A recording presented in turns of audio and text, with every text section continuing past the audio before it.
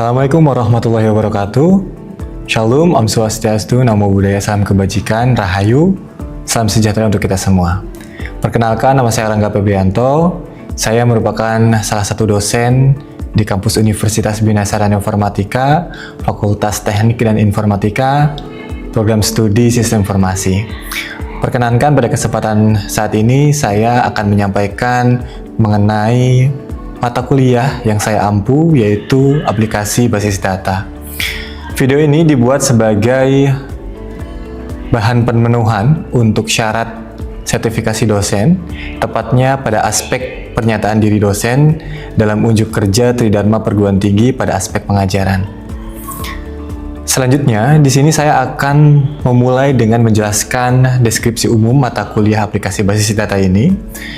Mata kuliah ini membahas konsep dasar basis data relasional, serta nantinya diimplementasikan menggunakan BMS atau MariaDB atau MySQL.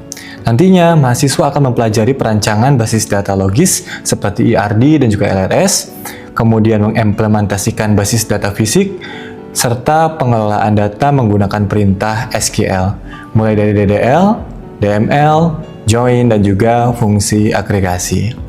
Pembelajaran juga mencakup penggunaan PHPMyAdmin untuk manajemen basis data grafis dan juga studi kasus yang nyata.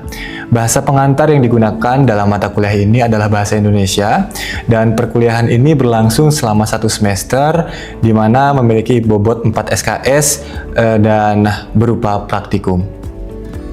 Berikut saya akan menyampaikan beberapa capaian pembelajaran lulusan yang terkait dalam mata kuliah ini. Diantaranya yang pertama, nantinya mahasiswa dapat menunjukkan sikap bertanggung jawab atas pekerjaan di bidang basis data secara mandiri, kemudian menguasai konsep teoritis basis data, DBMS, SQL, IRD dan juga LRS, dan penerapannya.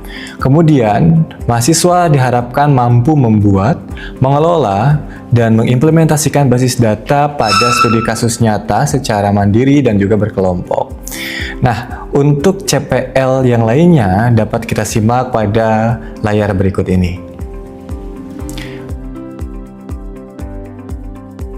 Kemudian, untuk yang selanjutnya, saya juga akan menjelaskan capaian pembelajaran mata kuliah yang harus dicapai mahasiswa pada akhir semester. Beberapa di antaranya, yang pertama, mampu memahami konsep dasar basis data, terstruktur hierarki data, dan instalasi exam.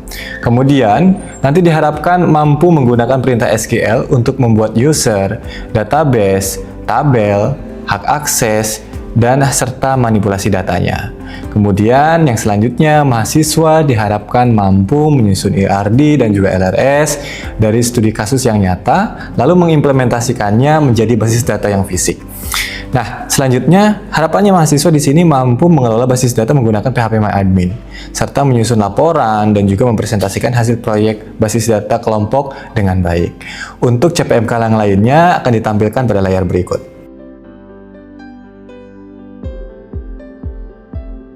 Kemudian yang selanjutnya, ini merupakan referensi utama dan juga pendukung yang digunakan dalam perkuliahan ini, yang meliputi buku-buku teks standar basis data, serta sumber daring tutorial MariaDB, SQL, dan juga studi kasus.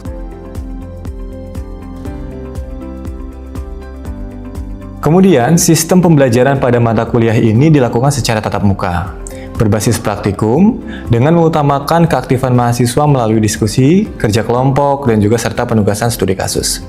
Metode pembelajaran meliputi kuliah, praktik, diskusi kelompok, penyusunan laporan proyek, serta presentasi. Seluruh proses pembelajaran di sini difasilitasi juga melalui LMS Universitas Bina Sarana Informatika dan juga media komunikasi di kelas seperti grup WhatsApp. Mata kuliah ini juga dilaksanakan selama 16 pertemuan, di mana dengan rincian 7 pertemuan pertama untuk pembelajaran sebelum UTS, dan 1 pertemuan untuk UTS, kemudian 7 pertemuan berikutnya untuk pembelajaran lanjutan dan penyusunan proyek, 1 pertemuan untuk UAS, yaitu ujian praktik dan juga final project. Kemudian selanjutnya, evaluasi pembelajaran mata kuliah aplikasi berbasis data ini terdiri atas kehadiran sebesar 20%, kemudian tugas sebesar 25%, untuk UAS yaitu final project sebesar 55%. Jadi bobot total di sini hasil evaluasi adalah 100%. Untuk evaluasi berbentuk praktik, tugas portofolio, serta presentasi hasil proyek basis data kelompok. Demikian informasi yang dapat saya sampaikan mengenai mata kuliah ini. Mudah-mudahan dapat dimengerti dengan baik, dan selanjutnya saya akan menampilkan cuplikan video pembelajaran yang saya laksanakan secara tatap muka di ruang kelas.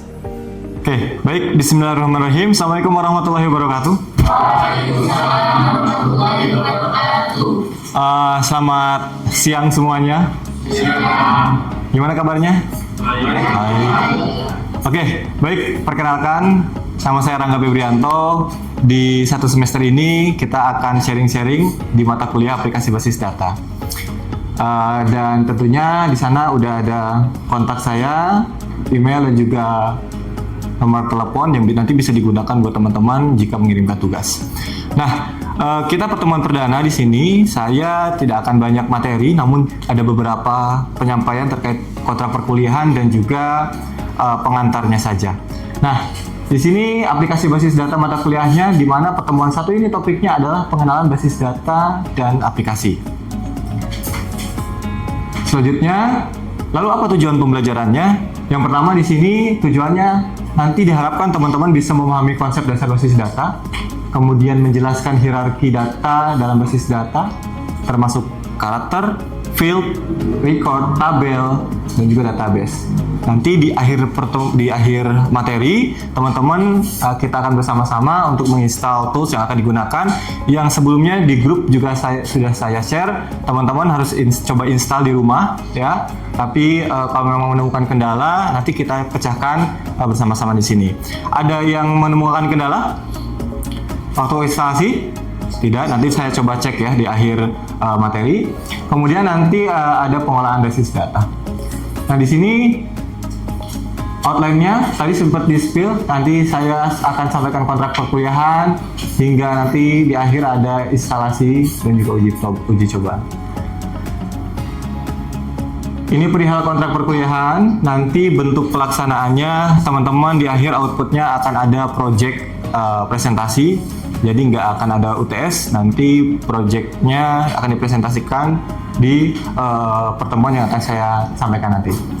Dikerjakan dalam bentuk kelompok ya untuk projectnya dengan jumlah anggota 4-5. Nanti akan saya coba acak, nanti akan saya buatkan dan saya share ke grup kelas untuk kelompoknya. Kemudian pemilihan tema atau project bebas, silakan teman-teman memilih tema projectnya apapun itu, asal jangan ada yang sama setiap antar kelompoknya. Dan juga catatannya karena di materi yang akan disampaikan ini nanti kita akan membahas tentang perpustakaan, jadi nggak ada yang ambil topik tentang perpustakaan.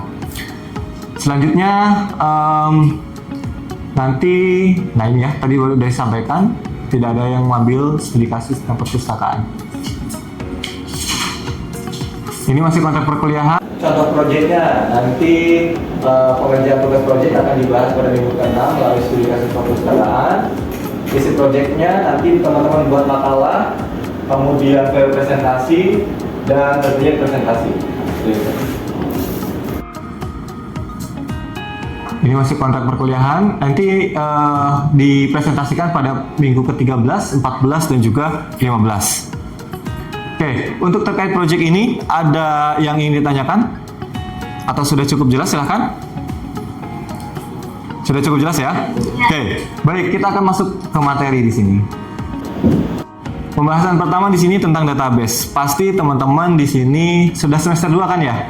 Apalagi ini prodi sistem informasi ya. Jadi pasti sudah teman-teman mendengar tentang istilah database maupun basis data. Tapi biasanya kita itu tidak bisa menyampaikan dengan lisannya itu dengan baik dan juga mudah dipahami. Nah, di sini secara sederhananya itu database itu diambil dari bahasa singkat jika di dalam bahasa Indonesia adalah basis dan juga data. Ini diibaratkan sebuah lemari arsip. Teman-teman kalau membayangkan sebuah lemari arsip ya, di mana di dalamnya itu terdapat banyak arsip-arsip dokumen yang tertata rapi, banyak dilabeli. Contohnya dalam arsip itu ada data gaji, data karyawan, ya itu sudah terlabeli dengan baik. Gunanya untuk apa? Agar pada saat kita mau mengambil sebuah data, kita akan mudah ambilnya karena sudah dilabeli atau sudah tertata, terstruktur dengan rapi. Lalu kemudian di sini ada yang namanya sistem basis data atau bahasa Inggrisnya DBMS. DBMS ada yang sudah tahu singkatan dari apa? Database Management System. Ya, ini merupakan kombinasi ya. Jadi kombinasi antara basis data dan juga sistem. Basis data dan juga sistem. Basis data itu kita ibaratkan tadi sebagai lemari arsip. Kemudian si sistem itu diibaratkan adalah seorang expert atau pegawai yang memang tahu betul isi dari lemari arsip tersebut. Ya, bayangkan kalau nggak ada sistem yang tahu betul letaknya di mana, akan membutuhkan waktu yang lama untuk mencari sebuah data. Kenapa perlu ada sebuah sistem untuk lebih efektif dan juga efisien pada saat kita mencari sebuah data dalam bentuk yang besar. Gitu ya. Tadi apa? Database diibaratkan lemari arsip yang besar, kemudian sistem itu petugasnya. Petugas yang tahu betul isinya di sana. Nah, tadi untuk pengantar tentang basis data dan juga tentang sistem basis data. Selanjutnya di sini, nah ini merupakan hierarki dari database. Di sini mulai dari karakter, ya. Kemudian karakter ini mengawali dari hierarki dari database. Kemudian ada field. Ada yang tahu field artinya apa bahasa Indonesia? Field bahasa Indonesianya apa? Hah? Apa field? Kolom. Kemudian ada record atau tuple. Nanti kita akan coba ulas di pertemuan selanjutnya, di slide selanjutnya. Kemudian ada tabel atau entity dan juga database. Seperti itu. Pak, ya? saya mau tanya, kenapa hierarki database harus diawali dengan karakter? Kenapa nggak kayak record atau nggak database? Oke. Baik, sebetulnya ini akan dibahas di slide selanjutnya. Cuma untuk karena kamu bertanya, kita akan coba bahas lebih dahulu. Karakter ini kenapa posisinya di bawah? Karena dia merupakan komponen terkecil dari sebuah database. Database ini ya kita anggap sebuah rumah atau perpustakaan deh. Ini perpustakaan, database perpustakaan, kemudian ada tabel. Tabel ini diibaratkan sebuah rak yang ada di dalam perpustakaan.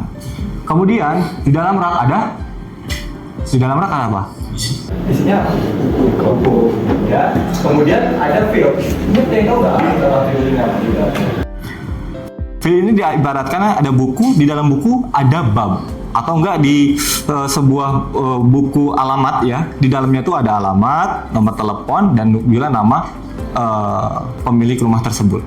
Nah itu diibaratkan sebuah field. Kemudian karakter ini komponen paling kecilnya, simbol seperti angka, huruf yang dipakai di mana. Contoh tadi di alamat atau di nomor telepon, itu kan terdiri dari karakter ya, ada nomor juga, ada simbol, lain sebagainya. Makanya hal terkecil dari hierarki database itu yaitu karakter. Seperti itu. Bisa dipahami? Oke. Baik, yang selanjutnya. Nah, setelah tadi sempat dibahas secara sederhana, kita akan ulas kembali untuk dari mulai karakter ya, karena dia merupakan bagian terkecil yang terdiri dari angka, kemudian huruf, karakter-karakter khusus yang tadi sudah disampaikan dan juga teman-teman sudah pahami. Kemudian field atau atribut. Ini merupakan bagian dari record yang menunjukkan suatu item data sejenis, misalnya field nama, field name, dan juga lain sebagainya. Setiap field harus memiliki nama dan tipe data tertentu. Jadi, ada yang tahu? Sudah belajar tipe data? Contohnya tipe data apa? Coba sebutkan dua buah. String, integer. Kalau bedanya string sama integer apa? String dia bisa nginput angka, bisa membaca angka. Integer bisa angka juga. Apa bedanya?